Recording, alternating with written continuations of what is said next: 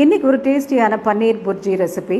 பன்னீர் bhurji rice, roti, tossed பிரெட்டோட ரொம்பவே நல்லா பேராகும். இந்த புர்ஜி பண்ணுறதுக்கு பேனில் நெய்யும் எண்ணெயுமா சேர்த்து சூடு பண்ணிவிட்டு இதோட ஒரு ஸ்பூன் சீரகம் சேர்த்து நறுக்கின பச்சை மிளகா, இடித்த இஞ்சி பூண்டு இதெல்லாம் சேர்த்து நல்லா வதக்கி விட்டுட்டு நான் 2 பொடிசாக நறுக்கின வெங்காயத்தையும் சேர்த்து நல்லா வதக்கி விட்டுருக்கேன். வெங்காயம் 3/4 பதம் வதங்கியதும் இப்போ நறுக்கின தக்காளியும் சேர்த்து இதையும் சேர்த்து நல்லா வதக்கணும். இதை மூடி போட்டு நம்ம குக் பண்ணால் சீக்கிரமே தக்காளி நல்லா சாஃப்ட் ஆகிடும். இப்போ ட்ரை மசாலாஸ், அதாவது மஞ்சள் பொடி, மிளகா பொடி, தனியா பொடி எல்லாம் நான் சேர்த்துட்டுருக்கேன். இதெல்லாம் போட்டு நல்லா பெரட்டி விட்டுட்டு நான் ஒரு கேப்சிகம் இதை சாப் பண்ணி சேர்த்துருக்கேன். இது நல்லா ஃப்ளேவர் கொடுக்கும். உங்களுக்கு பிடிச்ச பச்சை பட்டாணி கூட நீங்கள் சேர்த்துக்கலாம். உப்பையும் சேர்த்து நல்லா மிக்ஸ் பண்ணி விட்டுட்டு என்கிட்ட ஒரு கப் அளவுக்கு க்ரம்பிள்டு பன்னீர் இருந்தது.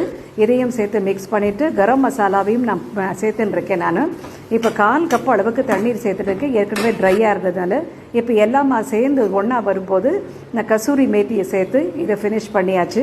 இப்போ ஸ்டவ்வை ஸ்விட்ச் ஆஃப் பண்ணிவிட்டு லெமன் ஜூஸை பிழிஞ்சு மேலாக சாப் பண்ண கொத்தமல்லியை சேர்த்துட்டோன்னாக்க ஃப்ளேவர்ஃபுல்லான paneer bhurji for roti is ready.